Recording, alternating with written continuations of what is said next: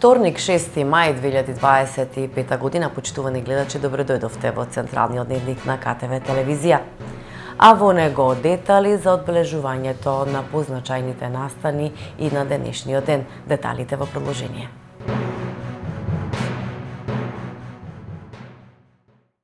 Денеска се навршија 34 години од убиството на Сашко Гешовски, кавадарчанец кој беше на отслужување на воен рок во Сплит.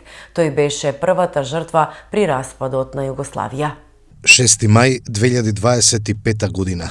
Пред точно 34 години, во 1991 година, загина кавадарчанецот Сашко Гешовски. Тој, како војник со своите 19 години, беше првата македонска жртва во Југословенската војна. Ја имал несреќата да биде регрутиран во JNA во период на силни превирања во поранешна Југославија. Гешовски војниот рок го почнал на 17 септември 1990 година како припадник на воената полиција во Сплит. На денот на загинувањето, Гешовски бил на стража во командата на воено-поморската област во Сплит, каде што протестирале над 30.000 хрватски демонстранти, кои се бореа за независна Хрватска од СФРЈ, затоа што не се согласуваа со тоа што поранешната заедничка југословенска војска почна да се злоупотребува од режимот на тогашниот српски председател Слободан Милошевиќ. Таткото на Сашко, Гоце, сестрата, зетот и другари и денеска го посетија вечното почивалиште на градските гробишта во Кавадарци. Делегација, предводена од градоначалникот на општина Кавадарци Митко Јанчев, советници и представници на доброволното противпожарно друштво кое го носи името на Гешовски, положија цвеќе на неговиот гроб. Градоначалникот Јанчев вели дека спомените за Гешовски живеат. Кавадарци оддава достојна почит. Првата жртва по поштувањето на распадот на Југославија, токму од Кавадарци, Сашко Гешовски. 34 години од неговата брутална смрт и дарена жртва во распадот на Југославија. Меѓутоа, никако раководство како општина, заедно со семејството, нема никогаш го забораваме тој чин во делот на постојањето на Сашко Гешовски, кој што си е градал тогашната република и го дал својот живот во делот на обовење на војните действија како редовен војник во СФРЈ. Во негово име и во негово чест, општина Кавадарци во последниве 4 години го реконструира самиот споменик на великаните, направи да има подобри услови и да доликува на еден споменик на великани. Кружниот тек, најстариот во општина Кавадарци, токму кај што живееше Сашко Гешовски, сега неговото семејство, со одлука на Совет се стави името да го носи Сашо Гешовски и во склоп на самиот кружниот тек се изгради една модерна, убава фонтана, каде што ги означува и неговите години и неговата младост, која што како предвреме загубен живот го придонел за денешна слобода или за денешен понормален живот. Општина Кавадарци како градоначалник и совет заедно со сите чинители формира и противпожарно доброволно друштво кое што го носи името Сашо Гешовски и мислам дека тоа се работи кои што во добри насоки и во добри цели. Целата ни е да сега се подсетуваме на тоа минато, да не се заборави, меѓутоа никогаш да не се повтори. И оној кој што стварно допринел и изгубил млад живот, да едноставно го цениме и да нашите деца, внуци или генерации ги учиме на едно минуто како не треба да биде и дека за ова денешница некој изгубил нечи невин живот. Продолжува модернизацијата на возниот парк на јавното предпријатие Комуналец Кавадарци. Набавена е нова цистерна, возило марка Мерцедес со носивост од 8 тони вода. Градоначалникот Митко Јанчев, председателот на Советот доктор Стојан Чорамов и директорот на Комуналец Гоце Ангеловски во изјава за КТВ велат дека предпријатието е во одлична кондиција и во наредниот период ќе продолжи модернизацијата со цел подобри услуги на граѓаните. Во програмата 2025 година имаме повеќе набавки на возила. Претходно беше набавени 3 метларки нови. Се набави Унимок, мултифункционалско возило кое што е и за зимски услови, и за летни услови, и за чистење за снег, посолување, за косење трава, мулчење. И ова од иста набавка е последното возило кое што сега пристигнам. Тоа е Мерцедес цистерна со 8000 литра вода која што ќе ги пери градските булевари и улици. Има повеќе функции на неа. Во делот на механичко перење може да се пере и рачно. Меѓутоа може да служи и за не дај Боже при потреба на територијалната противпожарна единица за гасење на пожари. Ова е втора нова цистерна која што има општина Кавадарци. Исто тоа ќе го одржуваме нивото на градот на повисоко во делот на хигиената и во делот на она што значи секојдневие за општина Кавадарци.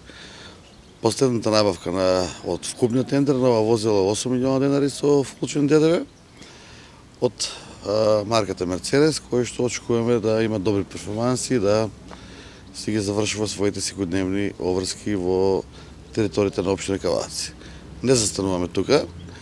Општина Кавадарци има план за 25-26 да стави во програма дополнување на метларките за механичко пометување, да стави во програма за купување на повеќе возила во делот на износ на комуналниот смет и селективни возила во делот на хартија, стакло или она што треба да го балираме, затоа што и сами знаете дека со тек на време образувачкиот закон да мора да почнеме да рециклираме отпад, а со рециклирањето на отпадот ќе постигнеме и подобра животна средина, меѓутоа и полесни услови за самото јавно предпријатие Комуналец.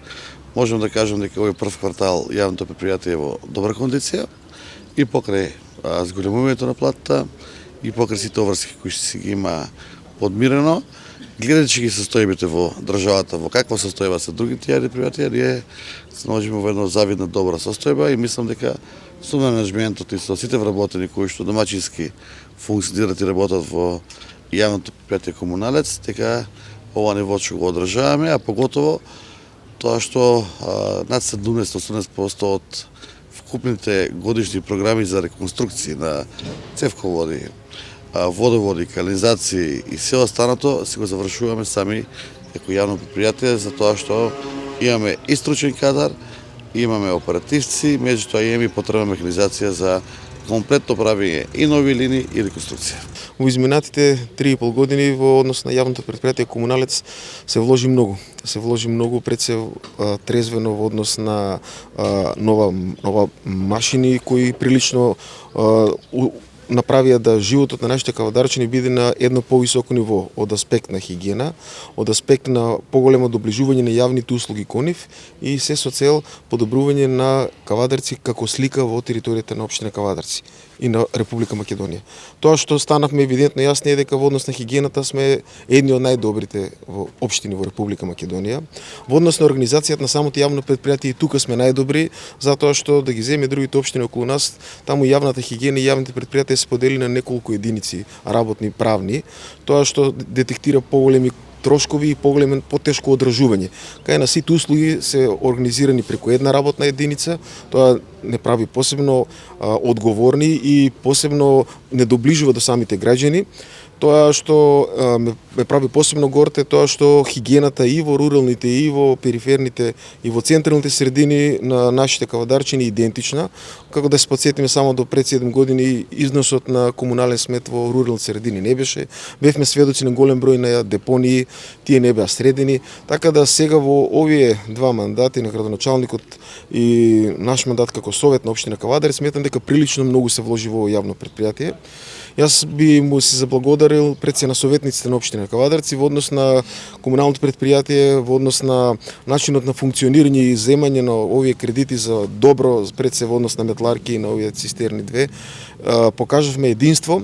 Во однос на функционирањето на самото јавно предпријатие, често пати бевме сведоци на различни размислувања за тоа во кој правец би се движело самото предпријатие, меѓутоа визионерството на градоначалникот и на менеджментот на јавното предпријатие Комуналец говори дека со постојано вложување преку овие кредити нас не прави солвентни за да можеме да земеме било кредит од деловна банка, било да можеме да ги сервисираме тоа што е обечено кон нашите граѓани. Тоа укажува дека јавното предпријатие Комуналец не е во финансиска потешкотија. Тоа покажува дека јавното предпријатие Комуналец си ги сервира долговите, а граѓаните на општина Кавадарци треба да бидат задоволни со тоа и сме задоволни бидејќи сликата ја конструира заедно преку менеджмент, совет и градоначалник.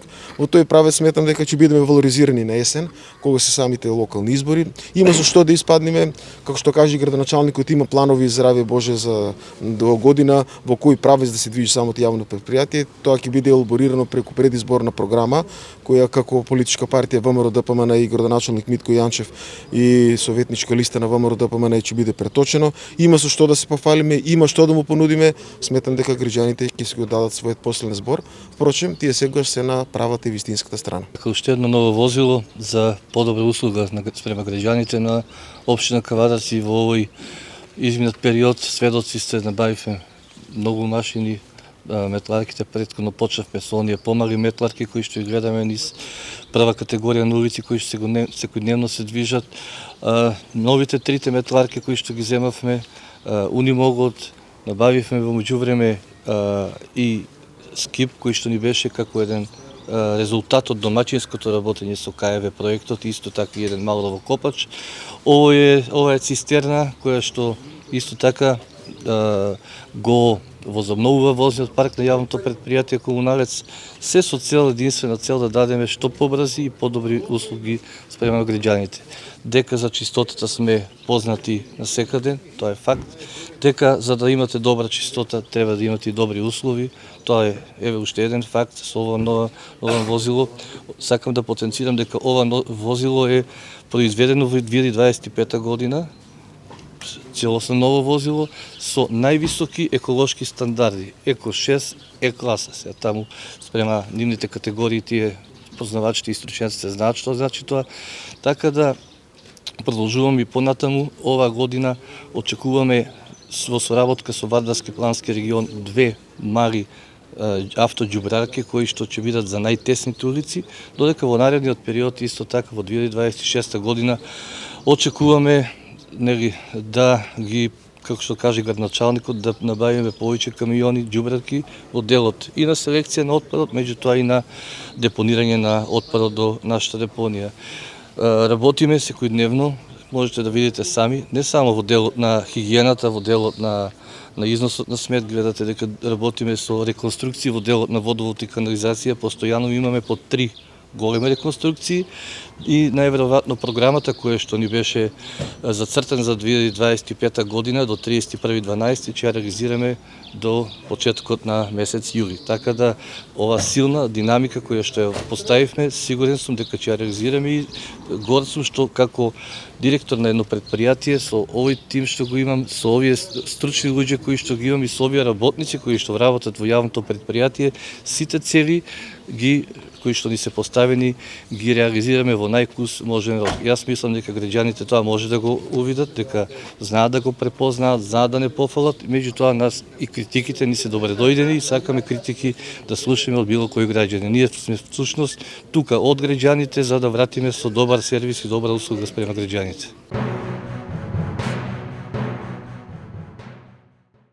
Нови ценовни шокови за граѓаните. Власта нема решение, обвинија на денешната пресконференција од опозиционата СДСМ. Граѓаните се соочуваат со нови ценовни шокови по маркетите и продавниците. Цените повторно се покачени по истекот на мерката за замрзната маржа. Храната и производите, кои со замрзнати маржи не беа достапни за граѓаните, денес се уште поскапи. Маслото за јадење е покачено од 89 на 92 денари. Млекото над 72 денари, покачени се цените на јајцата, месото, сирењето, соковите. Средствата за хигиена поскапја дури и за 60%. Граѓаните имаат се помалку пари во своите джебови. Ова е резултат на трајно погрешна економска политика на владата. Пропадна така наречената есенска кошничка, пропадна новогодишната кошничка, пропадна и замрзнатите маржи. Цените продолжуваат да растат. Стандардот тоне. Животот во Македонија станува се поскап. Граѓаните едва врзуваат крај со крај, се мислат дали да платат сметки овој месец или да купат храна. Платите им се премали и не им стигнуваат ни до 15 во месецот. Синдикалната кошничка е покачена. За едно 4-члено семејство потребни се најмалку 62.700 денари месечно. Ниту 3 минимални плати не го покриваат тој минимален износ. Додека граѓаните едва врзуваат крај со крај, за функционерите од власта има богато мени од манго и папаја. Власта нема слух и одбива да ги покачи платите, одбива да ја покачи минималната плата. Не прифаќа ниту еден од предлозите на Социјалдемократскиот сојуз за укинување на ДДВ за основните производи, за минимална плата од 500 евра, за зголемување на платите во приватниот сектор. Одбива буквално се што доаѓа од Социјалдемократскиот сојуз на Македонија. Ова инаед политика е на директна штета по стандардот на народот. Не може во најголемиот буџет да нема пари за повисоки плати за работниците. Не може власта да троши 6,5 милиарди евра, а да не сака да се откаже од ДДВ за храна. Бараме власта веднаш да се откаже од штетните економски политики и да ги прифати предлозите на Социјалдемократскиот сојуз на Македонија, кои ќе значат вистинско намалување на цените и покачување на платите. Само со укинување на ДДВ за храна ќе се намалат цените на дури 250 производи.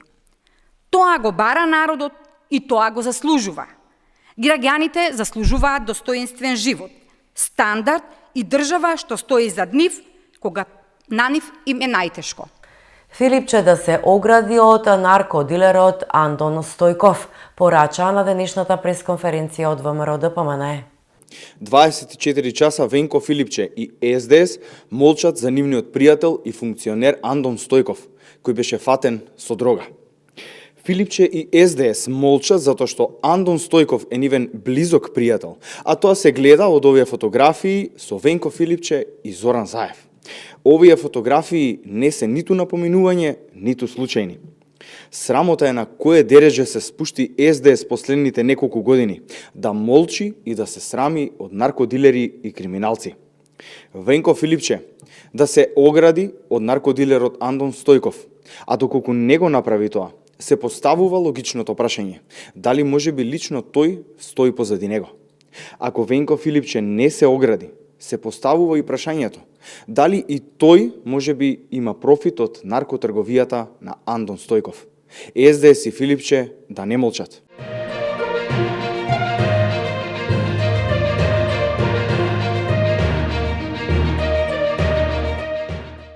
Продолжуваме со спорт. Кавадарци денес се домаќи на државното првенство за тенис за средни училишта. Македонските средношколци и средношколки покажаа колку се навлезени во тајните на овој спорт. Особено чест ми е да ги поздравам представниците од Федерацијата на училишен спорт, секретарот Глигор Христов, представниците на локална самоуправа за образование и спорт Боро Ѓорѓиев и Јасминка Чурлева, председателот на Источен регион Славчо Давидковски, председателот на Комисија за надпреварување господинот Милан Колев. Голема благодарност до учесниците, до учениците и до вашите професори. Значи, денес овдека во Кавадар ќе се одржи тоа државно првенство за ученици од средните школи. Државното првенство го прогласувам за отворено. Исто така голема благодарност до општина Кавадарци и до градоначалник Митко Јанчов што го поддржува општинскиот спорт и спортот на образованието. Пелистер или работнички, кој ќе биде последниот полуфиналист? Шкупи или Гостивар се борат за место кое и следната сезона носи настапи во елитата. Работнички или Пелистер е последната дилема кој ќе разигрува за шампионската титула во полуфиналето од кошаркарскиот плейоф. Утре во Скопје на програмата е петтиот надпревар помеѓу овие две екипи. Ова ќе биде надпревар на сезоната за двете екипи, бидејќи влогот е голем. Во четвртфиналните надпревари, Работнички два пати славеше во Скопје, а Пелистер врати со 2 победи во Битола. Останува да се види колку домашниот терен ќе биде пресуден за овој дуел. Во плејаут фазата утре ќе се одигра пред последното пето коло. Тиквеш Голден Игл во релаксирана атмосфера ќе му гостува на Гостивар, а Шкупи е апсолутен фаворит на домашен терен во дуелот со Вардар. Доколку Гостивар и Шкупи слават победи во последното коло ќе влезат со изброј на бодови, иако минимална предност во меѓусебните дуели има Шкупи. Тоа значи дека одлуката за опстанокот ќе падне овој викенд во Кавадарци, кога ќе гостува Шкупи. Скопјани не смеат да загубат, бидејќи Гостивар е фаворит во дуелот со Вардар. Кај девојките утре се играат вторите полуфинални дуели. Всушност, утре Бадел го пречекува тимот на Крива Паланка, а во четврток Баскет Кам ќе му гостува на МЗТ. ГФК Тиквеш утре од 17 часот ја пречекува Беса. Беса, Брера и Тиквеш во последните 3 кола ќе се обидат да го избегнат баражот. Очите на љубителите на фудбалот во нашата држава се свртени кон Фудбалската федерација на Македонија, која во краток временски период треба да донесе одлука што со екипите на Воска и Гостивар. Имено и двете екипи најавија истапување од првата македонска фудбалска лига, но сето тоа не е официјално. Според правилниците на Фудбалската федерација на Македонија, доколку екипата не се појави на две едно по друго закажани средби, ќе следува исклучување од лигата и префрлање во најнизок ранг. Воска веќе 2 пати не се појави, а Гостивар досега еднаш не се појави. Доколку дојде до исклучување на овие две екипи од првата македонска фудбалска лига, тоа ќе значи дека токму тие екипи ќе се преселат во понизок ранг, а од актуелните прволигаши само еден тим ќе игра бараж за опстанок. Многу работи ќе бидат познати веќе утре, кога ќе се одигра вонредното 31 коло. Всушност, колото стартува денеска, кога својот надпревар ќе го одиграат Вардар и Струга. Сите останати средби ќе се одиграат утре, среда, со почеток од 17 часот. Во дербито на колото Работнички ќе и гостува на Шкендија, која мора да размислува на победа, со што ќе ја задржи предност од 4 бода во борбата за титулата пред Силекс, кој најверојатно службено ќе го добие дуелот со Гостивар. Службени бодови ќе впише и Пелистер, кој треба да игра со Воска. Брера во Струмица игра многу важен надпревар против Шкупи, а најинтересно сепак се очекува да биде во Кавадарци, во директната пресметка за избегнување на баражот. Тиквеш утре од 17 часот во Кавадарци, пред своја публика, ќе ја пречека Беса. Едноставно, кавадарчани само со победа ќе се ја олеснат работата во последните 2 кола, кога прво му гостуваме на Шкупи, па на крај играме дома со Струга.